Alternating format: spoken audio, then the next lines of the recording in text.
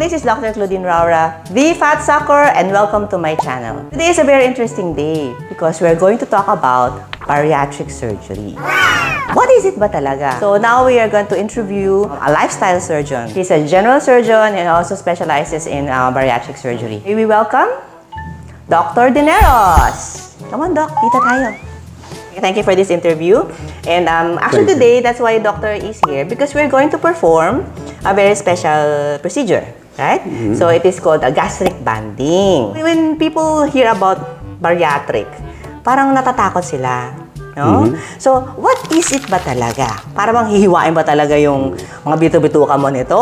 The word bariatric is derived from the root word called baros, which means pressure. It means that there's so much pressure, there's so much burden in the physical health of a patient who is obese. That means overweight and overfat. And the overfatness would actually put the patient in so much burden physically. The health situation would be they would have comorbidities associated to obesity. So bariatric means diabetes, mga ganyan. Yes, it's related to obesity. Apo. So if you talk about bariatric surgery, you're talking about a surgical procedure that may actually counteract the increase in accumulation of fat. No? So this is basically more for the obese, yung mga hindi na po kaya ng mga regular diet and exercise. Okay. So marami tayong problem ngayon, There is an indication for bariatric surgery. Sige so po. as we classify the gradation of the obese from normal weight to class 1, class 2, class 3, and even what we call morbidly obese category, where the body mass index is more than 40, which means it's 100 pounds over ideal body weight. Without comorbid conditions, that would be an indication already for bariatric surgery. And lower than that, let's say class 3, class 2, or even class 1, if patients would have comorbidities like diabetes, hypertension, dyslipidemias, metabolic complications. A lot of diseases are related to obesity. Apo. Incidentally, patients would have this burden that they don't notice because you don't get to be overweight and obese overnight. Yeah, apo. You slowly put on weight. And what happens is that you get conditioned to it. Oo, nasasanay na sila Without you na knowing sila. na, sabihin mo, kahapon lang, hindi naman ako mataba. Bakit ngayon? No, it doesn't happen that way. So, slowly you put on weight until you find out that you're so overweight already. In short, you're not having a good quality life. Yes, that is true. So, Doc, for this bariatric, iba-ibang klase po ba ito? Do you have different kinds? Yes. There are two principles behind the bariatric surgical procedure. One would be restriction, which means your stomach, which normally would accommodate about 1,000 cc's, maybe 1 liter. If you expand it more than that, could accommodate even 1.5 liters.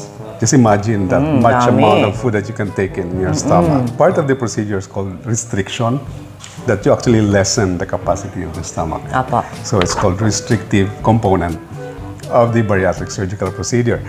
Now, the other principle would be about malabsorption. When you have an intestine that is so long and there's so much capacity to absorb food and nutrients when you take it in. And so what you do is just you create a bypass. Yun po yung gastric bypass. Yes, gastric bypass, so that you sort of reroute the flow of food from the mouth to the stomach to the intestines. There would be bariatric surgical procedure that would be purely restrictive, like gastric banding, sleeve resection. That means you lessen the capacity of the stomach. You don't touch the intestines anymore. But there will be procedures that are both restrictive and malabsorptive. That is what the gastric bypass is all about.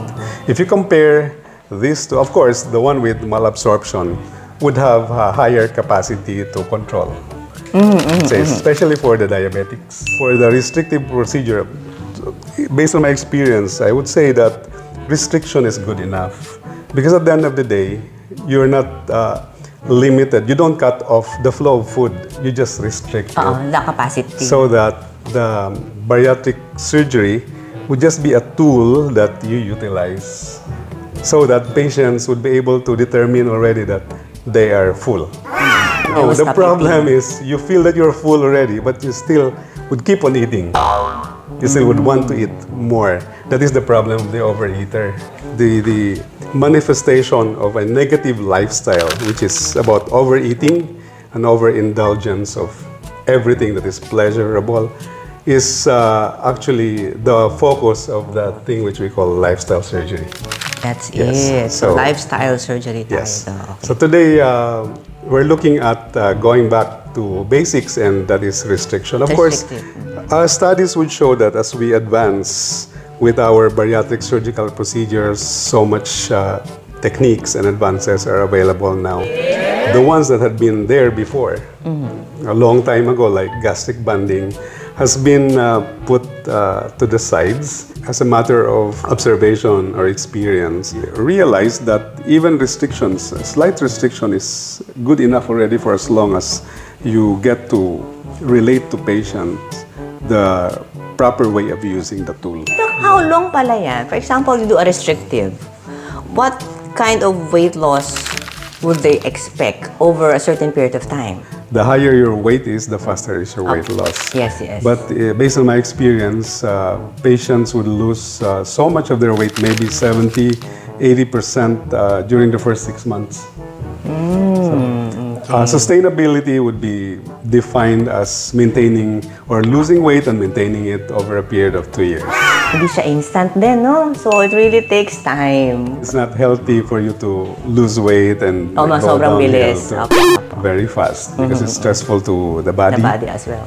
The one good thing with bariatric surgery is it prevents the regain. The regain, yes, apo. And for it long-term maintains the weight maintenance, loss. apo. We have instances that we do non-bariatric procedures, aesthetic, for example. Aesthetic surgery is not for weight loss. Yes, like, that's why I always tell my liposuction, patients, liposuction is not a weight loss procedure. Yes, it's not. inch loss. It Yes. is not weight loss. Yes. Okay, so I tell them also that if you lose weight, then that's actually a bonus. Yes. When you have bariatric surgical procedure, it will restrict it. It will For create long-time an effect maintenance po. as we plan it. Thank you very much again, Dr. Thank you, Dineros. thank you. Very much for that information. And then, again, this is Dr. Claudine Roura, the Fat Sucker, saying, see you in our next episode. Bye-bye. To watch more videos, please click that button down there. And don't forget to like, comment, and subscribe to the Fat Sucker channel. And again, this is the Fat Sucker, Dr. Claudine Roura, saying, see you in our next episode. Bye-bye.